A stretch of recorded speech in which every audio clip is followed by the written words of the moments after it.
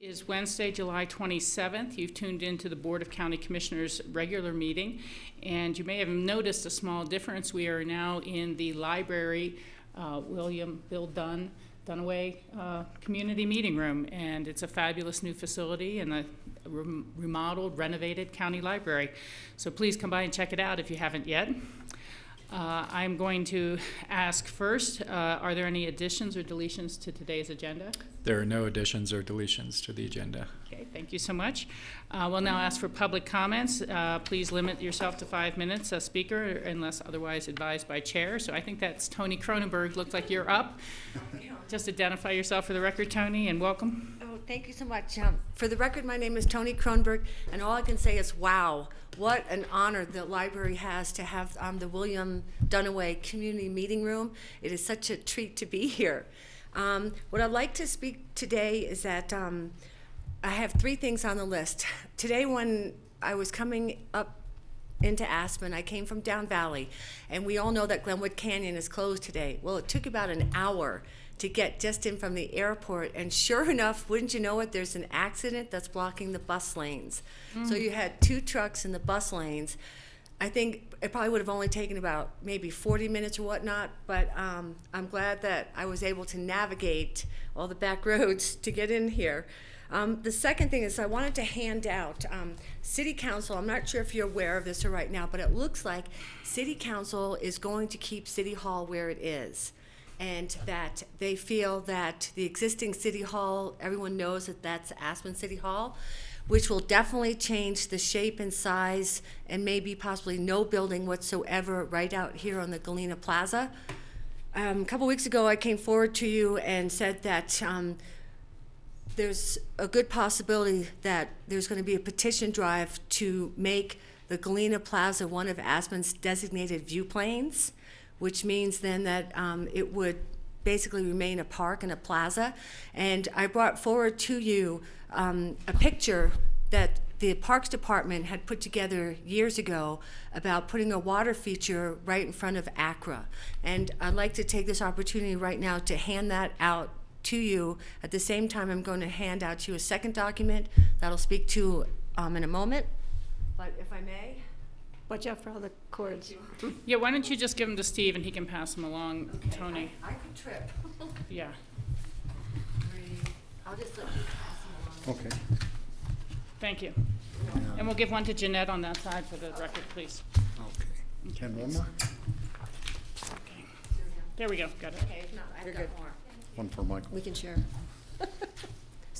So the picture that's on the top is something that I think that the community would support, so I just wanted to put it in front of the county commissioners that you can expect that to come along. The second thing is that at the EOTC meeting, the document that I've given to you is the Supreme Court case that addresses the entrance to Aspen, and it spells out very clearly in that Supreme Court case what can be done with the entrance to Aspen. So I wanted everyone to have it so that we're all on the same page. It talks about the vote that's going to be required by the voters of Aspen to go across the Merle open space, how to get a different alternative transportation system across the Merle. And then I'm not sure if I made myself very clear or not during the EOTC meeting, but you were asked to approve $500,000 to study buses versus light rail. And it included no aerial. And I think that came as a surprise to some of the members of City Council. I think they were actually voting on approving $500,000 not only to look at buses versus rail, but other alternatives.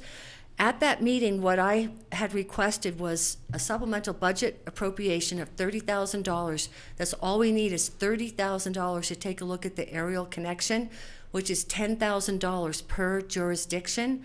From the comments that some of the city council members made at that meeting, I believe that they may approve the $10,000 on their part to either include the study of the aerial in the contract that you approved or to maybe be so bold that maybe you don't want to spend the $500,000 on a detailed analysis of the rail, but perhaps you really want to take a look at the vision and the concept to see, to flush that out, which one that you think will politically be approved not only by the voters of Aspen, but accepted by Snowmass and also Pitkin County.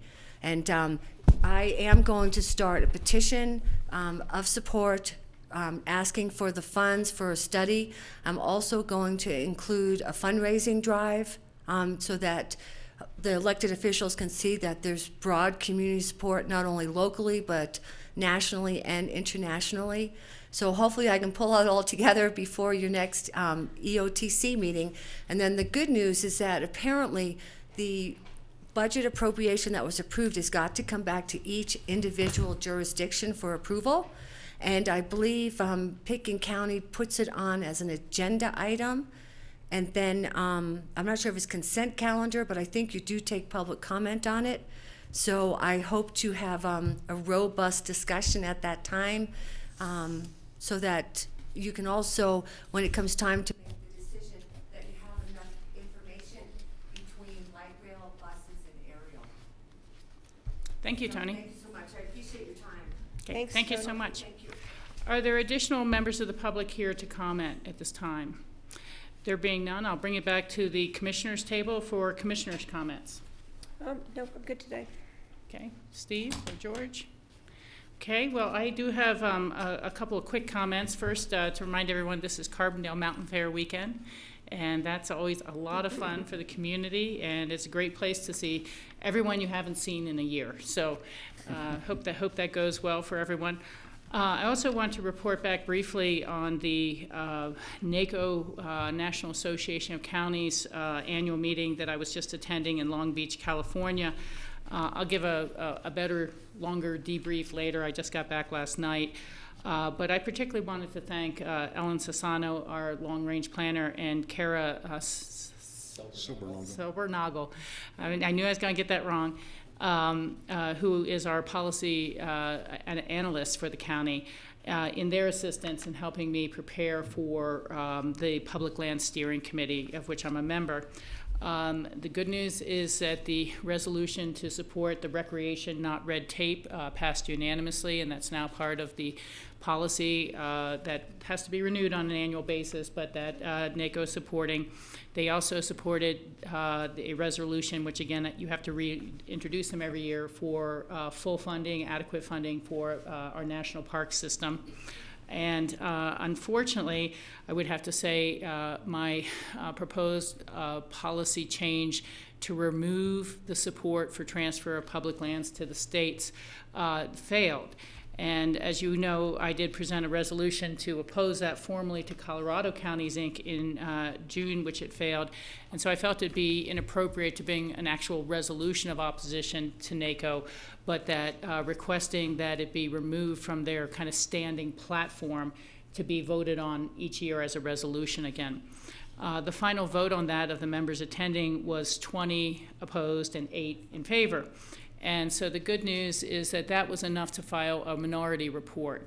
It showed over 25% disagreeing with that platform being there at NACO. And so I was able to present a minority report to the broader board of NACO. So that really included representatives from a lot of the eastern states and other places who have not really heard about the issue or are just beginning to awaken to the issue. And so I think that went well. I had a number of people trying to make the motion to accept the report, as well as even more people seconding the acceptance of that report. So it's a battle that continues. And just to be clear, it was a little more of a speech than a perhaps longer report, because you had to be 1 page or less. And so trying to explain the broader issue, the very complicated issue, short like that. But it was good, and it created a lot more awareness of people saying they'd like to be more involved in that in the future. And I also was surprising to see, perhaps unexpected allies. The state of California actually has more than one state association, and their rural association of rural counties of California very concerned that the transfer would then mean decisions they would have no control over because the political dynamic is weighted to the heavier cities and urban areas. And so, perhaps for different reasons than we're concerned with, they're concerned with that. So it was a good meeting overall. I brought a lot of materials back for some of our various departments about the broadband initiatives, keeping children safe, and those sort of things that we all deal with. So thanks for carrying on in my absence and taking care of business yesterday. I really appreciate that. If there's no other commissioner comments, anything came to mind, I will ask that we move on to the consent items and take a motion to approval of the minutes of the work session of July 5th. So moved. Is there a second? I'll second it. It's been moved and seconded. Any further discussion? All in favor signify by saying aye. Aye. Aye. Very good. Now we'll go on to individual consideration items. The first item is an emergency ordinance authorizing the acquisition of the Prince Creek Trail parcels and trail easements and bullpen parcel. We'll be presenting with Dale Will and Matt Adeletti. Thank you, Rachel. And really, the need for the emergency ordinance was driven by a mistake that we made in the ordinance that otherwise approved this purchase in June. And the mistake was that we didn't have a full set of legal descriptions showing all the different types of property that were included in the package. So really what we're doing here is running the same ordinance a second time, but with all the legal descriptions attached to it. So I don't know how much of a discussion of the background of the original deal you want to have here, but I guess since people are watching, I'll just briefly say that we've been working on this for some time to acquire a trail corridor to connect what the current mountain biking trail system that's up off of Prince Creek Road onto the Crown to have a trail that will extend down Prince Creek Road to an area where we're able to have some parking and address a parking problem that's on the road, as well as a safety issue of people walking up and down the roadway itself. We're very fortunate that the Tybar Ranch, the Danziger Trust, has agreed to shave off this mile-long corridor for us. I haven't seen an agreement quite like this one come to fruition since I've been working with Open Space. We're picking up a nice reach of the Prince Creek bed itself. The trail will spend some of its length in a nice oak grove. This area that's shown in red here is a piece that we're acquiring outright as a parcel, but it also is one area that's covered with old oak, and the trail will actually be in a shade canopy as it travels down through there. So we're pretty excited about this overall, and I'm happy to answer any other questions, or Matt can answer things too. George. Dale, can you remind us first, when is the closing, and second, when would you anticipate starting a management plan? Great questions. We're actually in escrow now, and we're racing to get this ordinance passed so that we can come out of escrow. So the closing will be done by the end of this week, assuming that you all are in favor of this emergency ordinance. The management plan, we are reprioritizing the overall open space work plan to put this into planning for this fall, with the possibility of trail actually getting built next spring. Good, thanks. Thank you. Additional questions? John Ely, our attorney. I have one question for the board in regards to the language on the ordinance, which the language in the ordinance that's in front of the board now is virtually the same as the original ordinance, which was done, which also tracks an ordinance, an initial attempt at acquisition about 2013, yeah, 2012.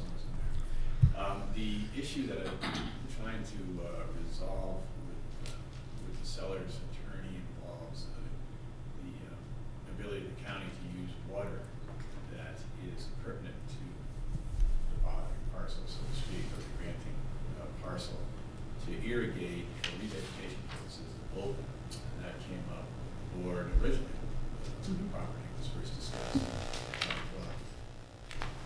the ordinance reads that,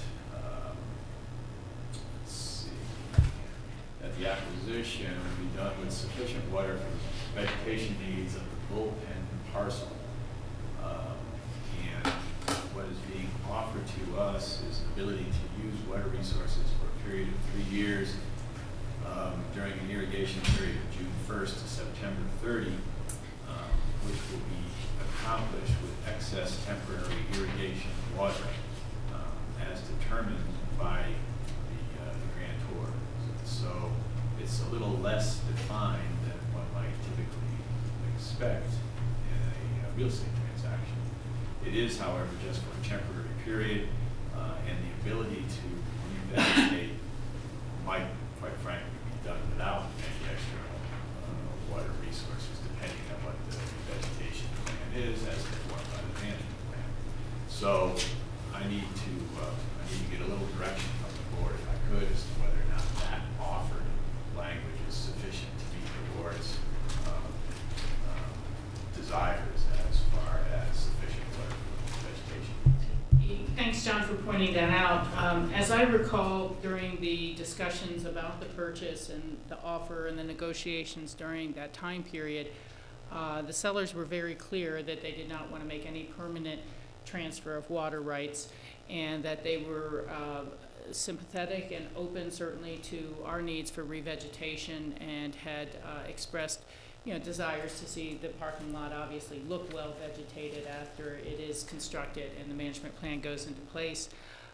So, at least personally, I think this is consistent with the discussions we had with them, and that I think this would be a little even, unless, considering this is an emergency ordinance, past the midnight hour to try to change that further.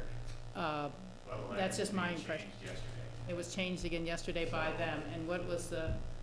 What I just read. Okay, and so... I just am looking for the direction as to whether or not that's acceptable. This is the first time the open space staff has been made aware of this. It's kind of interesting, the format that this has been brought up, but from our point of view, we're able to manage this property with this type of an agreement. Yeah. I was just going to ask, when I look under the ordinance, under point number 8.1, where it starts, says the board approves an expenditure of up to $675,000. The following sentence says, for the purchase of the bullpen parcel of approximately 4.91 acres of land with sufficient water for vegetation needs of the bullpen parcel. So there's no time frame on that.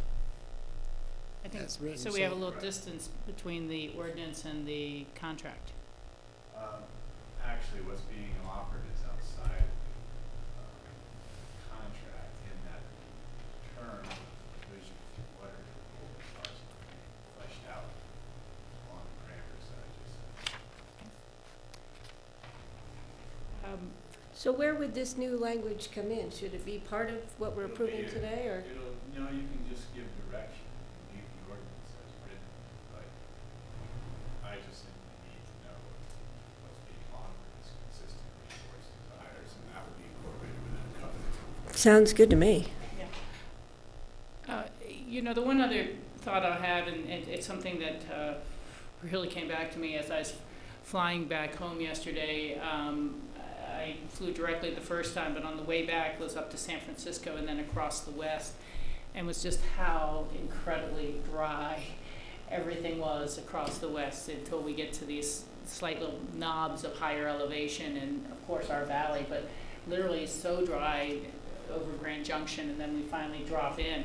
And so my thought is that most vegetation really should be drought resistant, xeriscaping, and intentionally understanding the limited resources we're going to have. We love it when there's a wet summer and a great snowy spring, but I'm not sure that's a long-term feature for any of us. And I think part of the discussions during the sale was that, they couldn't predict what type of water year they would be having any given year in the future to both accomplish the agricultural needs and the haying, as well as this. But again, they expressed support for seeing it well vegetated and looking attractive to all the neighbors in the community there. and willingness to work with us. So I personally am also comfortable with this language as you've described it, and just need to see how others feel as well. George or Steve?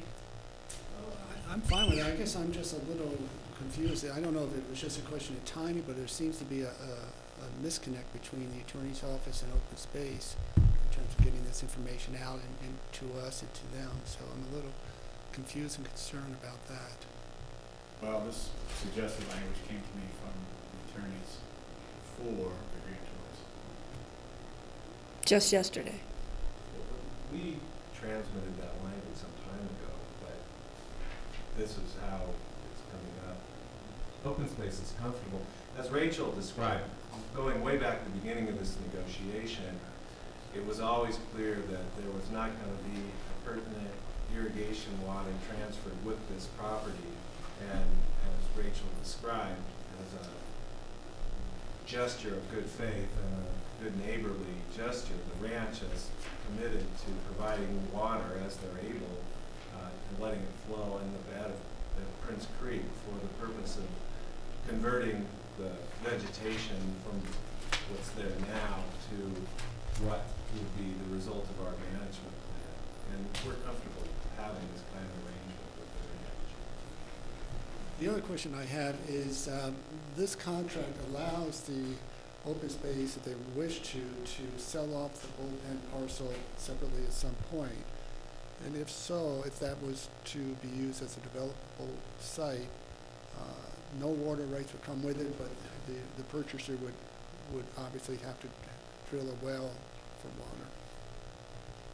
water. There actually is a water well on the bullpen that we will be acquiring. But you're correct, George. In the ordinance, we've reserved the ability to sell any part of the bullpen parcel, I guess including the whole thing, that's not ultimately needed for open space purposes. And there are two wells on the property. There's one servicing the house that's up on the hill where Mark Musanic used to live, and another one that's Matt described. Okay. So is there a motion or anything, amendment to the motion? I'll make a motion to approve an emergency ordinance authorizing the acquisition of the Prince Creek trails and bullpen parcels and the acceptance of 2 trail easements. Second. All right, any further discussion? All in favor signify by saying aye. Aye. Aye. Thank you Thank you. very much. We're going to move to item number 3, which is an emergency resolution approving the intergovernmental agreement with the Colorado Department of Human Services for the Work Number program. And that's Nan Sundin. Good afternoon, my name is Cindy, Health and Human Services Director. Again, Bill Browning, sorry. So I apologize, this is an emergency resolution because the state of Colorado is trying to enter into this agreement with the Equifax program as soon as possible. I just got this on Thursday. It appears that many counties can sign it on their own or sign it on one reading. So half of the counties have already returned this. So I apologize, it's an emergency. Strangely, there's like less than $1,000 value to this IGA. So That's an emergency in my book. the risk is not feeling too stressful for you right now. So statewide, the state found that it was better and more efficient to contract as a state for this Equifax program. They call it the Work Number program, and it allows our eligibility technicians to get real-time information with a phone call about someone's work revenues in the past year, and that helps determine eligibility. We don't always need it because people bring pay stubs, so we've got that verification. So that's why our numbers are so low and why we need it. But we do need it. We want to enter into this agreement. It's really helpful when that program is there for us. This is a lengthy document for you, so I apologize about that too. There are multiple agreements and scopes of work, but the bottom line is if we enter into this agreement, we will pay about $5.53, I think, per call for verification. They lumped our cost in with Eagle County because Eagle County does our eligibility. And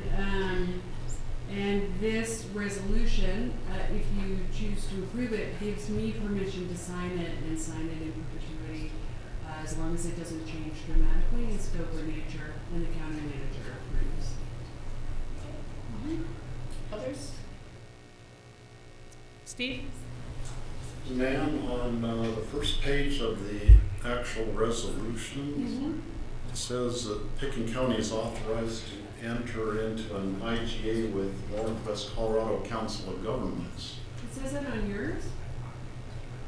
This is on attachment A, and I believe it should say with the Colorado Department of Human Services. It should. I obviously was cutting and pasting, but. But then I wondered, is Northwest Cog somehow involved in administering the program in any fashion? No. It's not a cog. What's the number that you're looking at? It's Well, page one of it's the on the attachment. third page of our packet. It's Right. page 1 of the emergency resolution, and then now therefore be it resolved. Part down at the bottom of Oh, the page. yeah, that's seriously lame. I'm sorry I missed that.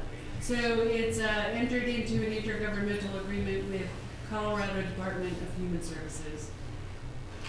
And I would scratch catch, that. Steve. Thank you for that amendment. We would have had another emergency. So it's cog. That's okay, that's okay. Other comments or motions?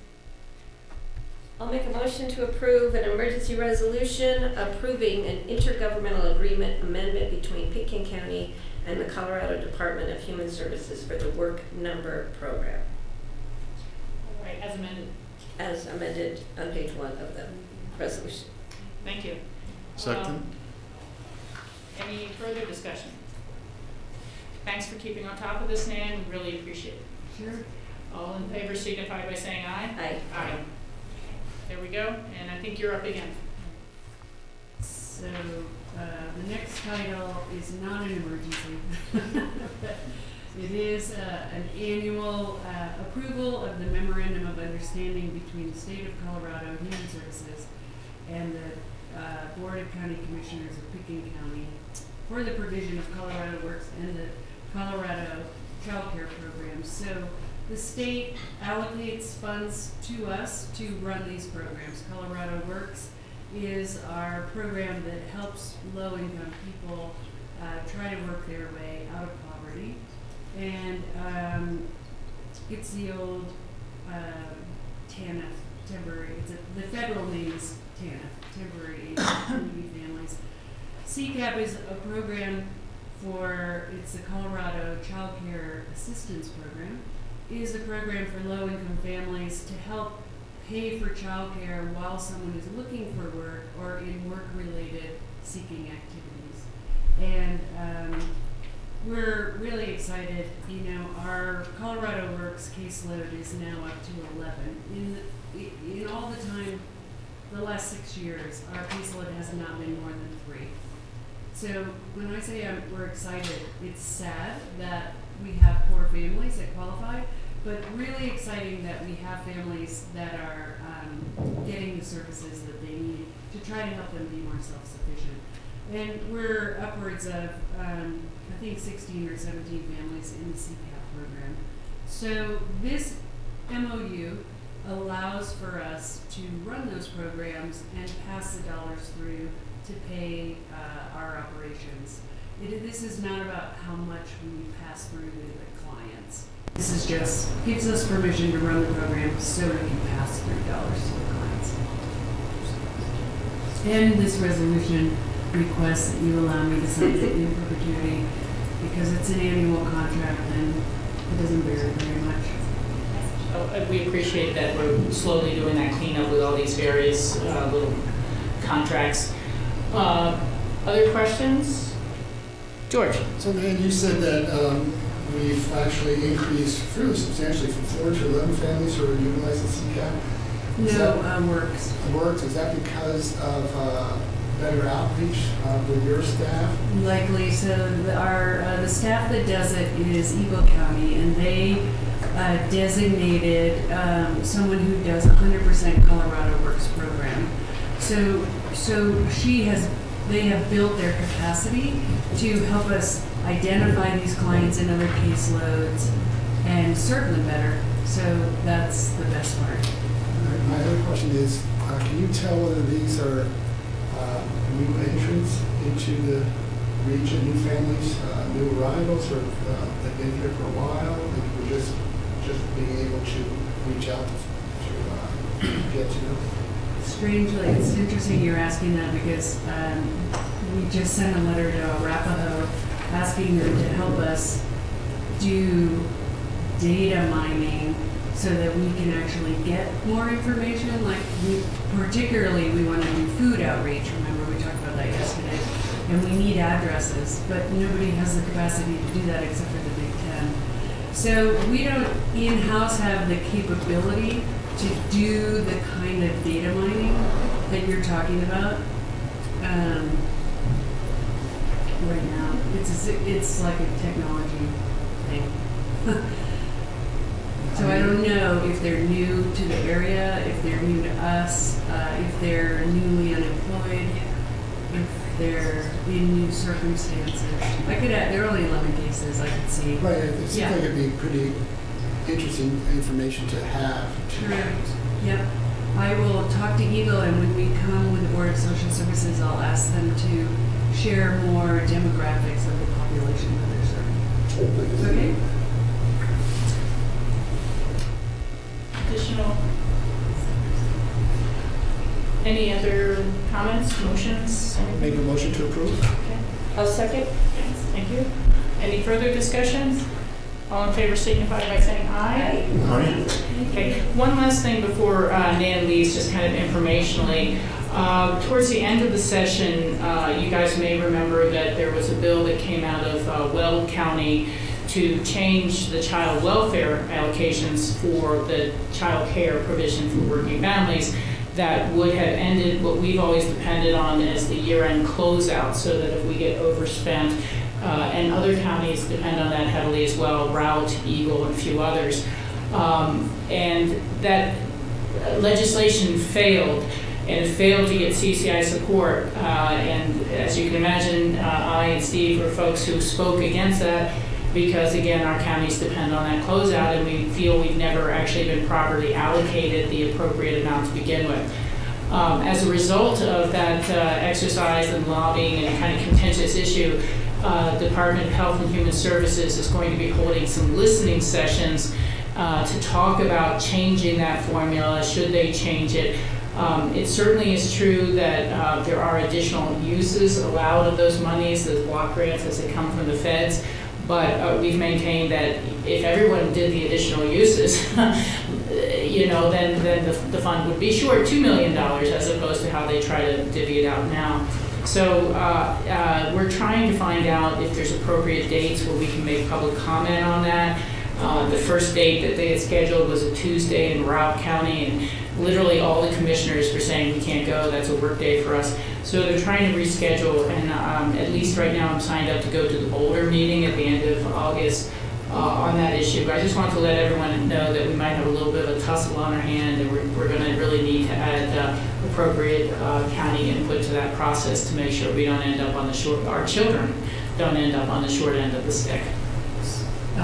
Good point. I just want to check because the Department of Human Services is doing their listening tour, and then there's a CCAP meeting on the 18th. Yeah, see, there's two different things going on, and Nan and I just got back last night, have to get together about which ones we can do and which ones are which. I probably could hit the meeting on the 18th as well, because it looks like I'll be down there for Interbasin Compact Committee meeting.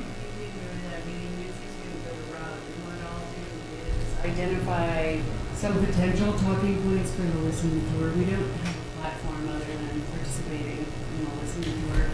But the state just a couple of days ago sent out a spreadsheet with closeout for state fiscal year 16 for all of the programs. But in the CCAP closeout, they put us our allocation at over 100,000 because they added the 50,000 that we bought from Garfield. And they did the same with the rest of the counties that bought dollars. So it looks like We had enough. we had enough. So Vicki and I wrote to them and said, this is misleading. We need a column that says what we bought, who we bought it from, because the stakes are high. Yes. And we need to be able to track who's buying, who's selling, and what's happening. So I just wanted to let you know that. Well, I appreciate that very much, and again, before I left, these dates had just come out, and so we started an email thread with some of the other concerned commissioners about, perhaps having a joint statement at the route hearing or something like that. And I think that we need to be more than just Pickens County on this one if we can. Route and Eagle, and I think so I think that we need to make sure our region as a whole is treated fairly. And that the other thing I thought about a little on this is, the old saying, the past is no predictor of the future. And if we could draw on some of the new data we've been able to generate about our population, particularly say related to how many people or families are now eligible to qualify for Medicaid, would be an indicator of potential growth that we would have in needs in this program. Okay, thank you, Nan. Appreciate it. Thanks, the board, for letting me give you that update. We would now move on to individual consideration items, public hearing, second reading. Ordinance accepting a temporary construction easement from the Forefront Basalt LLC on Emma Road for access to the Roaring Fork River for installation of the recreational in-channel diversion structures. And this is to be continued to August 10th? Okay, sorry I didn't mention that at the beginning of the meeting. It is a public hearing. Is anyone here to discuss that? There being none, I will close that public hearing and ask the board for a motion to continue to August 10th. I'll move to continue till August 10th. Is there a second? Second. All in favor signify by saying aye. Aye. Aye. All right, now we'll move to the last ordinance today, which is approving the proposed amendments to the Pickens County Noise Code. And Kurt Dahl, our Environmental Health Director, will be presenting on this item.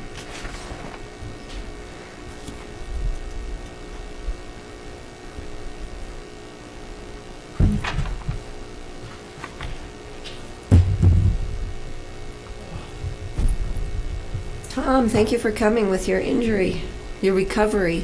Thank you. Oh, dear.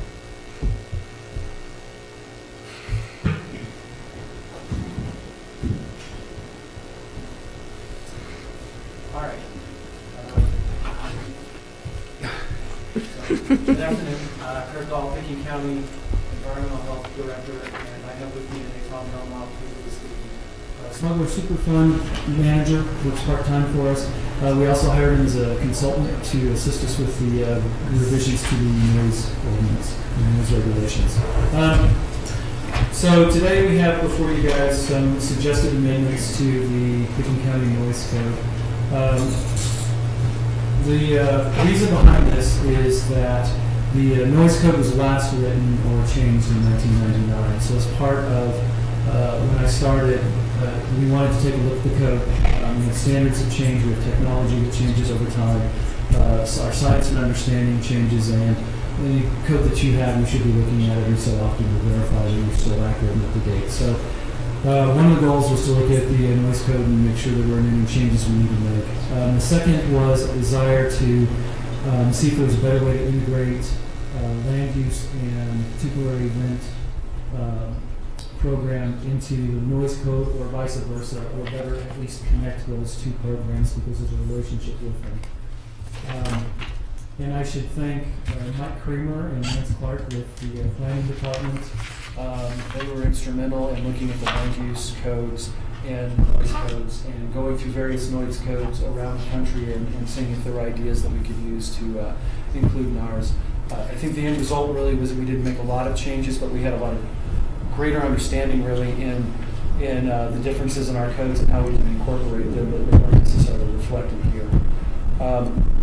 The third reason is that we had some differences with the City of Aspen in terms of standards, and the question became whether or not it made sense for us to pull in or change ours to reflect some of the changes that the city had just gone through.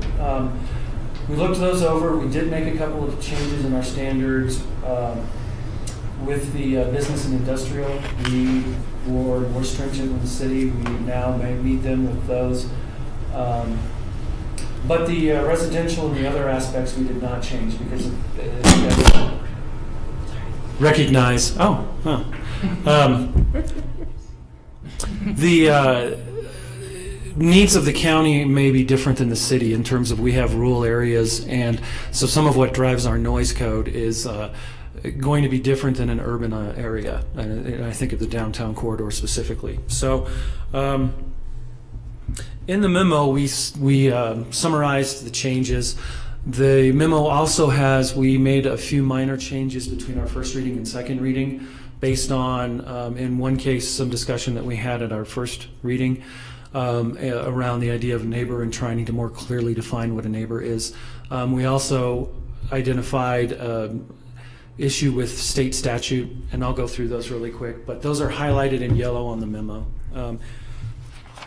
So the first piece that I wanted to bring up, after the first reading, Jeanette indicated to me that the title did not read quite the way it needed to be. So the title of the ordinance has been changed to more clearly reflect what it is that we're doing here, and that was Jeanette's efforts that helped us with that, so I appreciate that. So the title of the ordinance did change to discuss the fact that this is amending the code. Under definitions and standards, one of the things that we included was a comment on the ecological bill of rights that we have previously passed as a county, and tying that together with the noise code. It was just an intent of looking at how we enforce the noise code and the view in which we're taking and protecting really the residents and the tourists and their rights versus some noise codes around the country are looking more at protecting the rights of industry.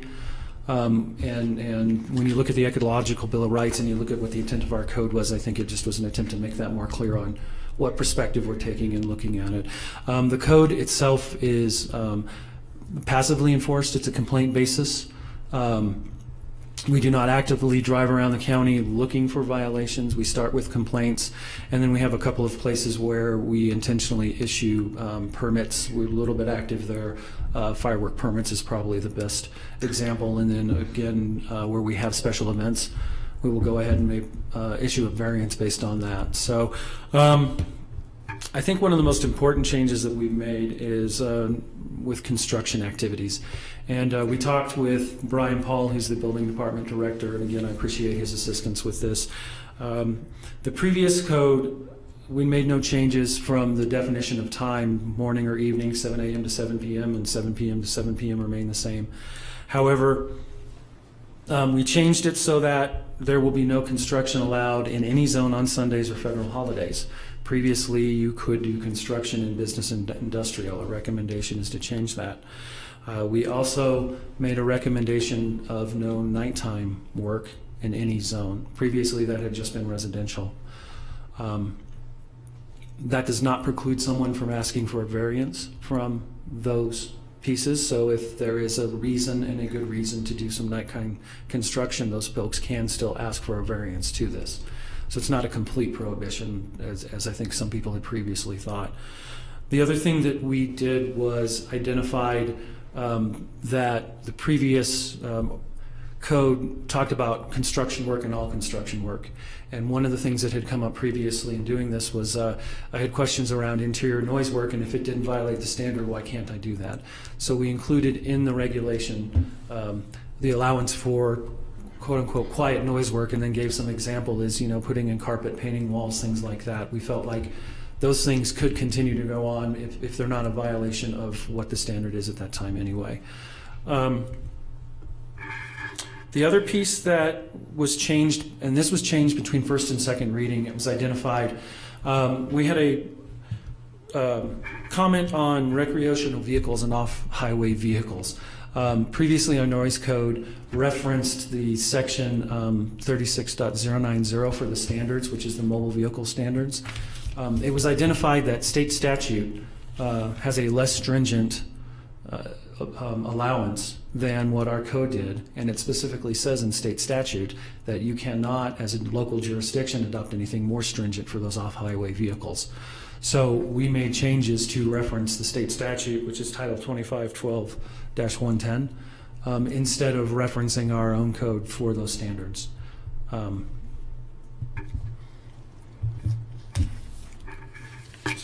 Sorry, going through my notes really quick here. Again, I've already previously mentioned this, but we changed our standards in the business and industrial areas to increase it by 5 decibels. That was to match what the city of Aspen is doing. And we felt like it was worth going ahead and changing those standards. We had looked at defining the urban growth boundary and using that in our pieces along with the industrial business. And after discussions with Lance and Mike, we just thought it became really clunky and really difficult. And if you were somebody, a layperson looking at this regulation, and all of a sudden you're, what zone am I in? It became very difficult. So we decided to leave that out. We pulled it back out. We do define land use zones, but we didn't decide to include the urban growth boundary because it just seemed a really clunky way to do it. Under penalties and variances, that's the item that we've changed, and again, it's highlighted in yellow based on our discussion. We had previously talked about notification of neighbors, and one of the items that we discussed and how to better define it was what an immediate neighbor is. John Ely sent me some language that talks about basing that on not only what type of event is going on, really that's what's driving who the immediate neighbors are. The example we brought up was fireworks. That's not necessarily just the people around your property boundaries, but could affect somebody greater than that, and there would be a need to notify more than just the people around your property lines. So we clarified that language so that we understand, or the applicant would understand in getting a variance that we will maybe including more than just the property line neighbors for a notification. I think the other piece that I really wanted to discuss that we previously hasn't discussed, Rachel, you brought up at our last meeting, looking at coordinating between various codes, and whether or not it made sense to look at that and include it. I talked with John Armstrong with Open Space. I think North Star was one of the pieces that you specifically brought up. And what we realized in discussing that is it's not necessarily apples to apples when we're looking at management. Our code is looking at allowance for a certain level of noise. They're really looking at North Star at even being below that standard, and more importantly, it's the individuals using it. Our code looks at it as if it's a piece of property, it's the property owner's responsibility. Okay. And it's done at the property line.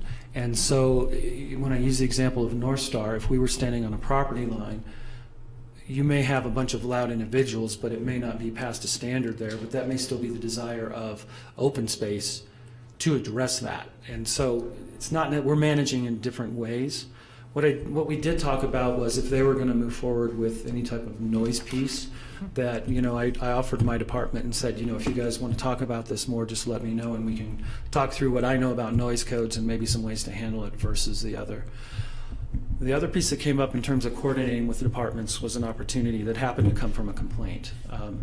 But we got a complaint from Aspen Village about construction and noise coming from demolition permit and somebody using a jackhammer. So we went out and did an investigation, and while at the investigation we determined that the jackhammer was not violating the noise code at the property line, it was pretty evident that in Aspen Village there are a number of places where property lines were smaller than what we were even standing on measuring, and it probably would have been a violation. So we've been talking with the building department, and we talked a little bit with John Ely about this, and we're still looking at strategies, but we do think that it is worth looking at how we can handle something like this up front, where we have somebody building very close to a property line, or we have very small property lots. And there are a few in the county. This isn't extremely common, but I can think of Aspen Village and Lazy Glen and those areas where we potentially, even with the initial allowance of construction, could violate that. we're talking about whether or not we handle that in a construction management plan. I think to John Healy's point, when we were talking about this, the standard isn't well defined there, and it would be fair to have that well defined. But we're thinking that we'll probably do something around requirement for variance from our department, because that variance requires notification. And when we look at this, it's not that we want to restrict construction at all, but I think it certainly makes sense that maybe a notification to the neighbors that, hey, we're going to be jackhammering between 5 and 6 in 3 days, or something along those lines, really does make sense. So we're still exploring those opportunities and trying to figure out the best way to manage that, but I think we'll probably end up with something dealing with small properties and maybe even identifying if you're building 20 feet is just a number I'm throwing out, but 20 feet from a property line, we want you to go ahead and be proactive and do some notification to neighbors and get a variance. And then the other piece with that is we would be able to set some hours as well with that variance. So I think with that, Tom, is there anything you'd like to add? Thanks.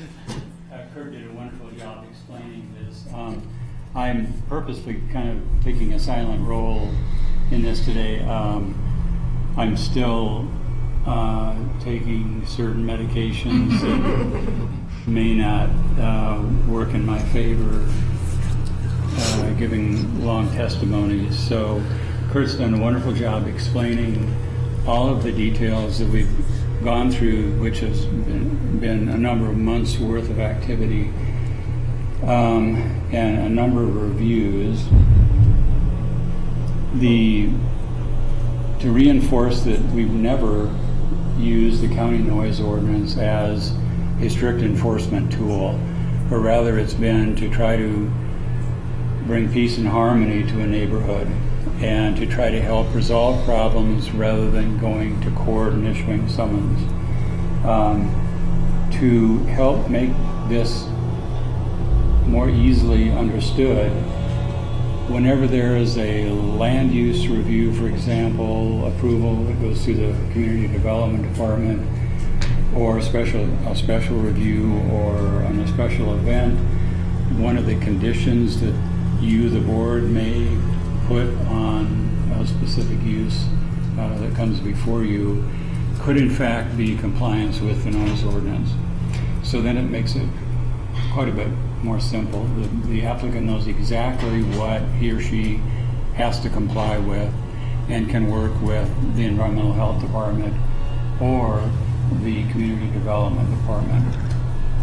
In order to add some consistency to the enforcement and the application of the ordinance, our intent is to have a formal training with Kurt's staff and perhaps others with other departments, maybe a sheriff's deputy, someone from community development, that would give them a certified document saying they have gone through a practical exam, a written exam, and have shown that they in fact do understand some of the principles that go along with noise enforcement, so that there is a credential that goes with that. Right now, I've done that certification before based on my experience with noise training. I've had a CU Boulder years ago, and I've done certifications before with other city and county employees. So at least for simplicity's sake, right now I would probably, unless Kurt chooses otherwise, to be the training officer. Then we would encourage you to adopt the ordinance on second reading. It's gone through quite a rigorous review, and we really appreciate the county attorney's contribution to it and all the other departments that have had a role in getting it to this point. It's not onerous. It's something that complies and satisfies the general need of the county, the way that we know and understand the quality of life issues in Pitkin County.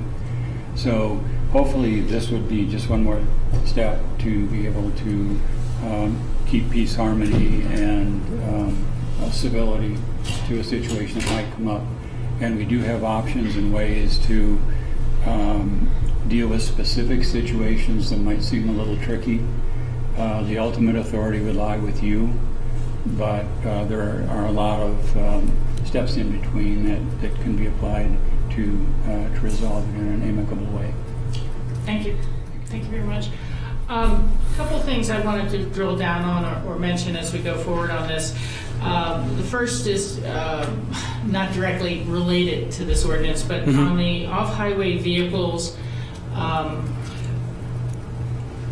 this relates to my mind very much to the issue that Michael Alsey brought up not long ago with the new rental businesses that are springing up in town to rent off-highway vehicles. And as I understand it through Colorado Counties, Inc., there's always been these attempts at legislation, there's various issues, but the one issue I've always maintained is local control, and with the ordinance that passed, legislation that passed last year, I think it did allow these vehicles to be able to cross county roads that are more formal paved roads, but that the local control to close a county road to off-highway vehicles remained. And that is something that we need to start to take a look at, because as you can see here, there's a very aggressive lobby there, and they've been able to exempt themselves from NORS standards throughout the communities, which you might normally be able to do, but that it doesn't mean that we don't have the authority to say these vehicles can't go in this area. And there's some communities, Lake City has built its fortune around having hundreds of these vehicles and rentals all over the place and going up and down the roads and into the backcountry and Forest Service access. And I certainly don't mean to deny anyone access to travel allowed areas within Forest Service or BLM land, but the question which we've had repeatedly on Lanedo Road and parking and the noise and the dust and the concerns with neighbors, I think we will need to take a real serious review of which of our county roads are appropriate for off-highway vehicles and which should be perhaps closed to those. So that's just a future consideration for the board, but I'd rather be out in front of this problem than behind it, and I just don't really want to see the organization of 100 off-highway vehicles doing tours around Pickens County dirt roads in the back country, so it's different than this, but it is related to this, and that issue is just becoming more and more prominent in Colorado with that sort of motorized recreation. The second issue I wanted to bring up does relate to the permits and variances, and this could just be me needing more of a refresher course or not. But Kurt, you are a member of the Special Events Review Committee, is that correct? That's correct. And at what point are the neighbors notified that a permit is being requested for a special event? I don't know the answer to that. That is a question we'd have to ask Mike Kramer in terms of notification. Yeah. And again, this is not you as much as right. as you use the term. I think it's appropriate of policy coordinating and code and coordinating, and it'd be one thing to get the notification to the neighbors 5 days before the event, but if I was a neighbor and hadn't even heard there was this hearing, hadn't heard that I should be saying something to the special events committee, I would be concerned. And so I think that this should track back to what is appropriate and timely notification of the neighbors of the special event permit request. And then I think that it's something perhaps for all of us to consider, but I was just reading online about a large city that has now said they're going to do any fireworks display without the acoustics. You can buy them without the bombs. You can buy them without the noise. And you do not have to have the bombs going off at the same time to see the brilliant light show. Or limit the number. And that's something I believe that the special event permits should start to take a very serious look at, is how much percussion do you need to have a successful 4th of July or fireworks display. So that, again, steps a little beyond where we are now, but I at least would like to see that kind of discussion going on and bring back the information related to how because it might be a change that we need within our special event permit code as opposed to the noise code. And those are my 2 questions for moving forward, and certainly appreciate your department's willingness to look at further solutions of lower noise standards on specific areas such as North Star, which, it's a refuge in so many ways. And I don't know if we need to have special noise overlay zoning of some sort. As you said, you'll investigate what other communities are able to do about that. And so I'd like to move this forward, but I can see where we might still amend it in the future if we have zones such as that created and consistency throughout the other codes within our codes. So there we go. Those are my comments. And Kurt, if you'd like to answer that, and then I'll open it to board questions and comments. I think the notification thing is a very good question. We're addressing that with this construction permit question that I was brought forward. At what point can we notify folks of when this construction is happening? Like if you're using a jackhammer, and when do we need to have that happen? And coordinating that with a contractor. And so we're trying to search through that as well. And I think that I'll bring this forward to Mike, because I can see where we may have some discussions revolve around all of that, because I think notification is useless if you get it so short time that you have nothing that you're able to do. Yeah, or you can't send a letter or something like that. So we'll take a look into that. Can I just make it? One of the problems with that, though, is that some of our special event permits come in with such short notice that there's no time to notice. Right. As we just saw from yesterday, the one that's coming in for next Tuesday. So that's a problem for notification. But Mike's very well aware of that, so it would be a great discussion for you to have. Yeah. Yeah, and I agree with that, Patty, and this is where I think we're going to have to just, have a little bit of cascade of effects, and perhaps if you come in closer to your actual event, you have a higher fee, to start discouraging and being a disincentive, or perhaps if you've come in that late, there's going to be, firework requests are not even to be considered. Things like that. So we'll start to put in the right incentives and disincentives for neighborhood consideration. Other board comments or questions? No. This is a public hearing. Is anyone? Yes, it is. Is there anyone here to comment on the amended and proposed? Approving the proposed amendments to the Pickens County Noise Code. There being none, I will close the public hearing and accept a motion. I'll move to approve. Second? Okay. Any further discussion? Say all in favor signify by saying aye. Aye. Aye. Thank you very much. Thanks, Tom. Take care. Okay, we'll now turn to open discussion. John Peacock, our manager, do you have any items for us today? Just real quick, I guess it's probably a couple weeks ago now, you guys approved a budget supplemental that included an operations director, and we do have an individual that will be starting actually tomorrow. Fantastic. In that role. Rich Engelhardt will be coming up and joining our team, and we'll be getting him introduced to the organization. So he will be sitting on the 3rd floor in one of the offices recently vacated by Open Space and Trails, and we'll very quickly move him down to the I was going to move us. into one of those. Okay, thank you. Anything else, John? No. Okay, other board member items?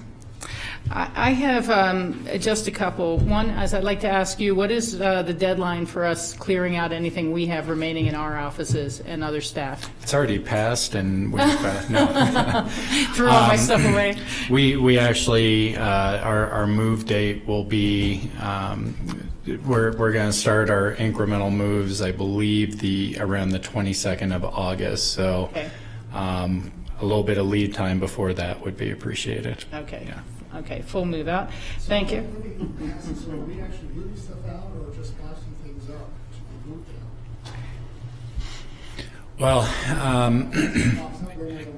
anything that, so we do have spaces allocated for the board in Basalt. We know that won't be convenient for all of you. So they're going to be touchdown spaces up here, but they're not dedicated. Otherwise, they're not really touchdown spaces for multiple use. We are looking right now at one dedicated space for the board. Here, we're still working on that.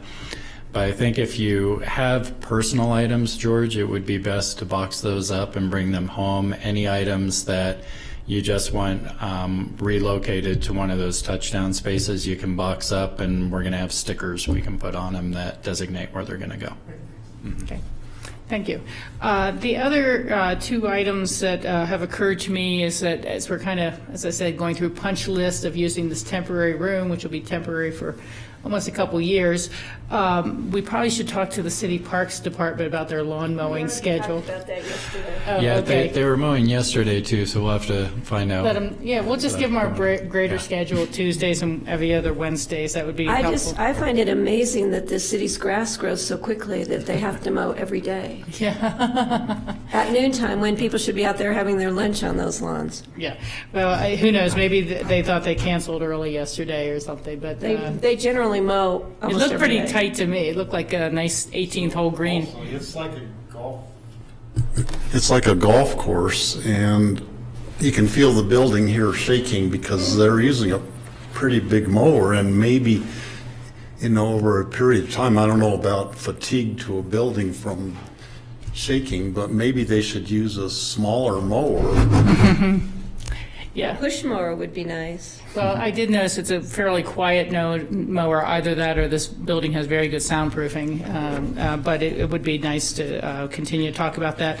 And the second thing is that on my flight home yesterday, I was sitting with some other Aspenites by chance, and I was asked, how's Tom Isaac doing? And particularly, is there an address for the public to be able to send him cards or information?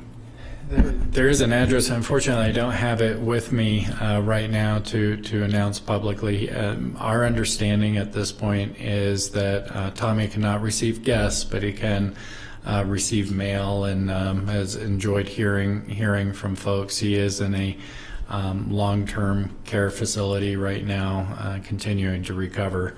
So, well, what I'm wondering is perhaps with our kind of regular newspaper ad that Pat Bingham puts in with our schedule, if she could put a place of, cards welcome and an address for Tom for cards in that ad in the paper. Yeah, we could certainly look at that. And then we can mention it out loud at the next meeting. okay. Okay, great. Thank you. Does anyone else have any open discussion items? There being none, I will call. Make a motion to adjourn. There you go. Is there a second? All in favor? Aye. Aye. Thank you very much. Thank you, Grassroots.